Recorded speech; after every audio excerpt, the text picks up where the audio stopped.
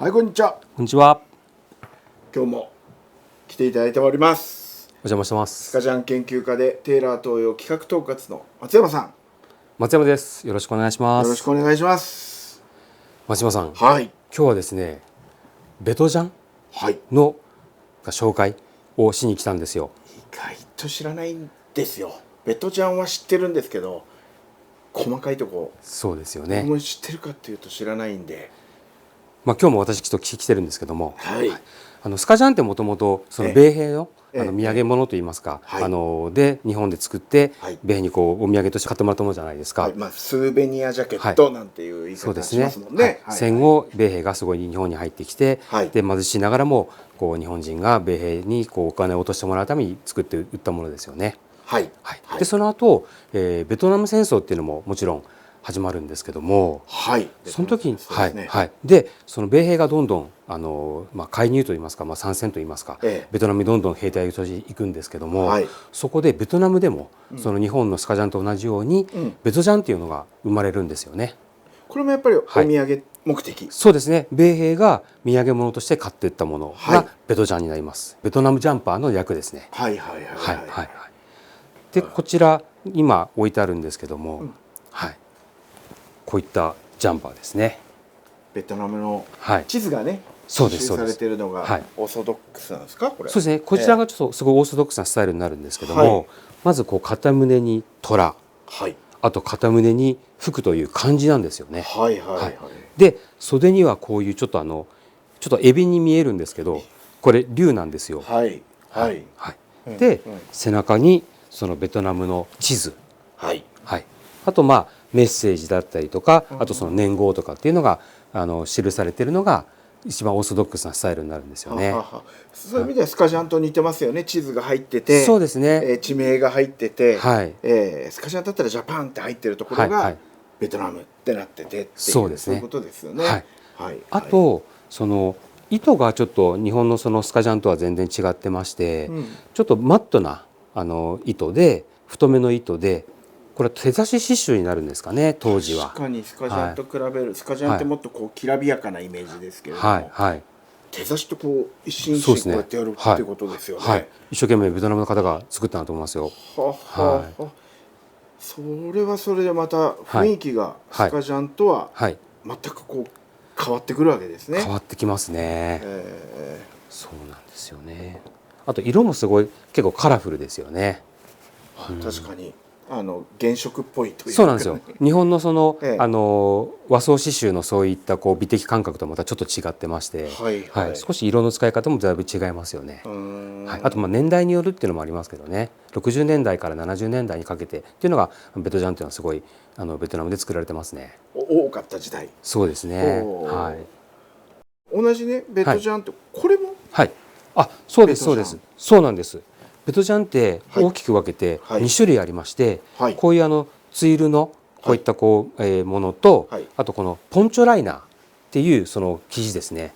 迷彩のポンチョライナーを使った生地で作られたベトジャン。こちらは秋冬といいますか寒さにもちょっと耐えれるようにちょっと保温性ありますね。そうなんです。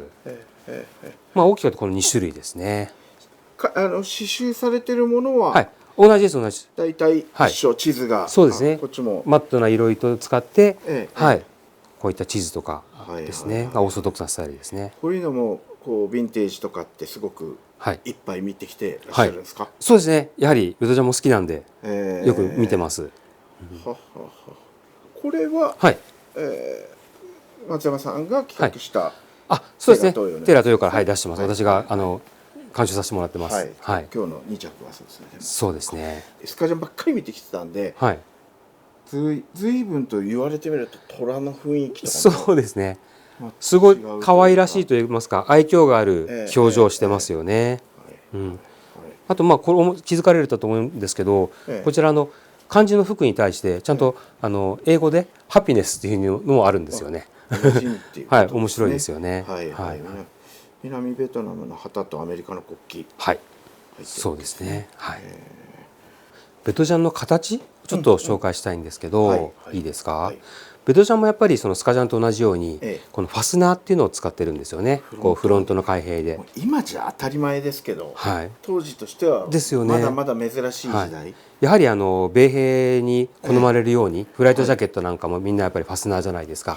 だから米兵に好まれるようにやはりファスナーを使ったと思うんですけども、あとベトジャンの特徴としましては、ほとんどはこういう襟付きのこう、ブルゾンといいますか、形をしてまして、袖口もこういうカフスなんですよね。ちゃんとボタンで留めるようになってるんですね。そうですそうですそうです。でセットインタイプのこう形でですね、スカジャンラグランが多いじゃないですか。ラグランスリーブ、セットインなんですよね。確かに。そうですね。であとそのカフスは当然やっぱりボタンっていうのも必要だと思うんですけど、ヴィンテージでもすごい珍しいボタンちょっとテーラートヨでは布告させてるんですけど、我々は古銭ボタンって呼んです。寛永通報でしたっけ、あんな感じに見えるので、多分これは寛永通報では全然ないんですけど、勝手に日本では我々は古銭ボタンというふうに呼んでるんですよね。そういったこうヴィンテージ珍しい仕様っていうのを布告させてます。形、フロントジップで、セットインで、セットインで、全然違うものに見えるんですけど、基本同じですね。一緒ですよね。袖もこっちもカフスがボタンついてますけど、古銭ボタンではないです。ちっちゃいので、でも一緒ですね。ポケットもね、ハンドオーバーみたいなポケットがついてるし、なので生地が違うとここまで雰囲気も全然変わるんですよね。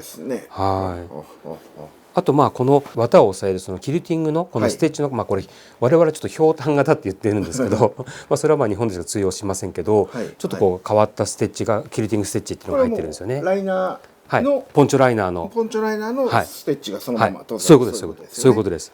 結構それもちょっとデザイン的には可愛くてねいいですよね。そうなんですよ。松島さん、ベトジャンってスカジャンってやっぱり違いまして、リバーシブルじゃないんですよね。確かにね。片面だけなんですよ。言われてみればそうだという。だからジッパーもファスナーも片面だけのファスナーですし、でも実は珍しいものでリバーシブルっていうのも実は存在はするんですけどね。圧倒的に片面のものが多いですね。なので今回テーラートヨでは一応アステートの生地を使ってるんですけど、こっちも一緒ですか？そうです。ちょっと色は微妙に違います。アステートです。ヴィンテージだと結構シルバーとか白とかすごい薄い色が多いですね。だけど中には織柄っていうか、その織ですごい景色が細かく景色が織で表現されているものとかもたまに本当珍しいものでありますね。なかなかリバーシブルじゃないっていうことで、裏地まで気にしてなかったですね、私。いや、裏地も面白いですよ。面白いですね。織柄なんてあるんだ。でしかも襟付きなので、こうちょこっとこう開いた時に、私これ実はピンクなんですけど、ちらっと見えるところも良くないですか？開けて着るとそうですよね。開けるとこう裏地が見えたりとかして。ファスナーのテープもね、色付きがついてたりとか面白いですね。ただこれはテーラートヨのファスナー使ってるんであれなんですけど、なんかヴィンテージのベトジャンだとなんか VKK とかベトナム工業株式会社なんですかね。そんなわけないかよく VKK っていうのがついてるんですよね。だからすごいちっちゃくなんか持ちにくいのがついててでもそういうところも面白いですけどね。そうなんですよ。ヴィンテージならではですね。そうですね。楽しみ方は。ベトジャンってこうやっぱりマットっていうかこの生地、スカジャンと違ってサテンのそういった光沢のある生地じゃないじゃないですか。落ち着いてますよね。そうなんですよ。でしかもその糸もマットな糸を使っているので、そのスカジャンと同じようにベトジャンっていうのもその生まれたそのなんていうんでしょうか、経緯といいますか、米兵相手の土産物としてっていうのは似てるんですけど、全然やっぱり物が違うんですよね。その50年代40年代50年代の日本のそういったこう和装刺繍のそういった芸術的なものと、そのベトナムでのそのベトナム人ならではのこういった美的感覚っていいますか、全然やっぱり違ってて、物がやっぱり別物ですよね。そうですね。これはこれでまた雰囲気いいですよね。こういう刺繍僕見てて。そうです。ただ生地に刺繍が施されてて身につけるために作られたっていうところは全く同じなんですけども、着た感じ見た感じ着た感じとは全然雰囲気が違うんですよね。なんかね、今日の参考になりますよ。本当ですか。すごいシックに収まっている。黒でちょっとこうピンクでアクセントで、ちょっとアダルトな感じで着てもね。そうですね。アダルト、そうですね。大人な感じで、そうなんですよね。松島さん、ベトナム戦争ってもう50年代からもう75年ですかね、もう本当に15年以上にわたってすごい長い戦争があったわけじゃないですか。そうでしたね。なのですごいやっぱりいろんなもの、いろんなベトジャンっていうのが実は世に出てるんですよね。そう、15年以上の歴史があれば、それは変わりますよね。そうなんですよ。だから本当たまたま今回は一番オーソドックスな2種類を持ってきてますけど、もうこういった普通のこちらの形にしても、もうピンク色だったり、もうターコイズブルーだったり、もうベージュだったりとか、すごいいろんなベトジャンっていうのが実はあるんですよね。でこちらちょっと背中見ていただきたいんですけども、この年号書いてあるじゃないですか。書いてありますね。68、69。だからこれ68年から69年のこの2年間にその米兵が駐留して、その時にこれを土産として持って帰ったっていう自分の歴史なんですよね。こっちはもう69年、多分1年間だけいたんでしょうね。そうなんでしょうね。そういうのを見ても楽しいですね。そうなんですよ。でこちら本当見ていただきたいんですけど、すごいこうメッセージのところもすごいいろんなカラフルな色糸を使ってて、ただこのメッセージに関しては、そのベトナム戦争へのやるせなさっていうメッセージがこう綴られてるんですよね。やっぱりこう辛い戦争だったみたいですね。